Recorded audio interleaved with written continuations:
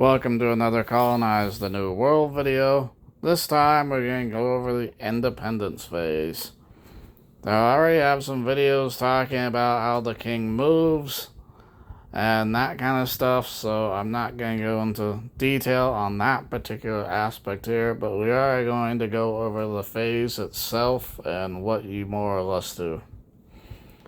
So a few things happen immediately. Any treaties you have, any taxes you owe to the king are automatically just wiped away.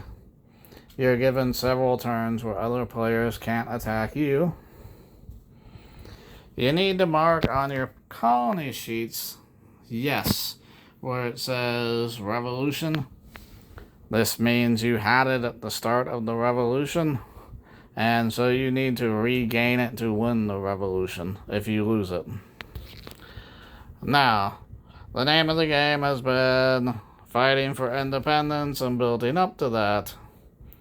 So if you have a colony that has not made a town hall, it is going to automatically flip to the king, and he's going to be guarding it.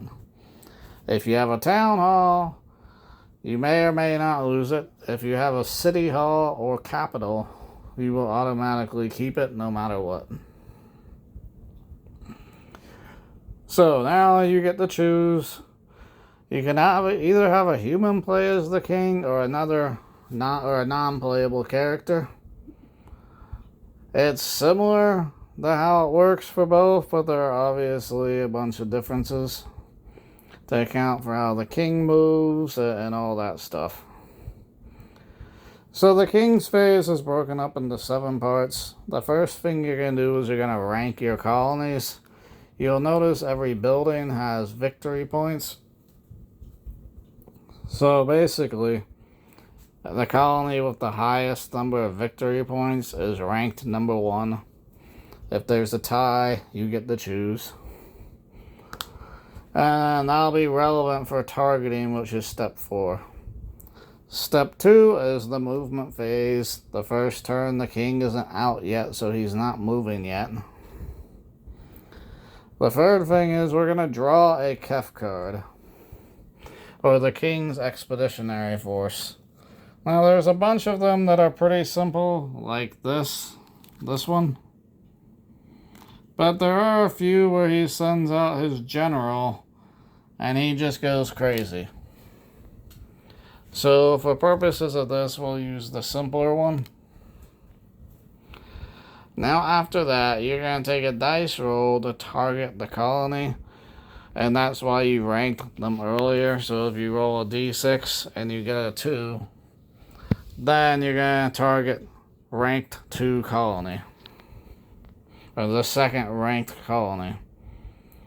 Now after that, we're going to bombard the colony so that we can then attack it.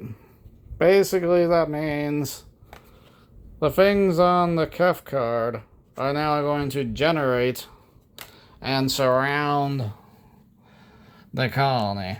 So basically he's going to surround the colony in a flower motion, as you can see. And if you run out of land to get on, then you just start stacking again. So in this case we ran out of land, so we would just stack on top.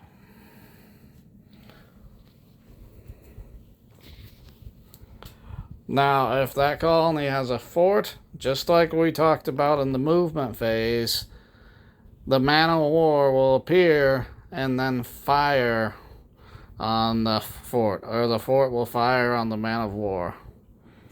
Now, this is why the land pieces will appear first, and then the boat will appear. And then after that, it's the king's action phase.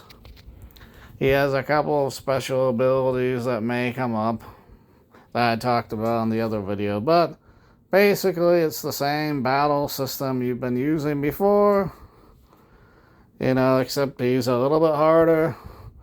He has a little bit more strength. His units are naturally stronger, as you can see. A 7 there, and a 9 there, or an 11 for a man of war. But you're going to have to fight him. And then after that, it's the end of his turn. Now the king loses if you've recaptured all colonies that you originally had. And he's lost all of his land forces. So if he didn't have any more soldiers or artillery, he loses the war. Also, it's worth noting you always have to have at least 7 Liberty Bells during the War of Independence, or you will lose it. Also, you don't have to lose all of your colonies in order to lose the war. You have to lose, I'm checking now, I believe it's about 2/3 of your colonies. Yep, I was right. It's 2/3 of your colonies. So if you lose 66% of your colonies, you are going to lose the war.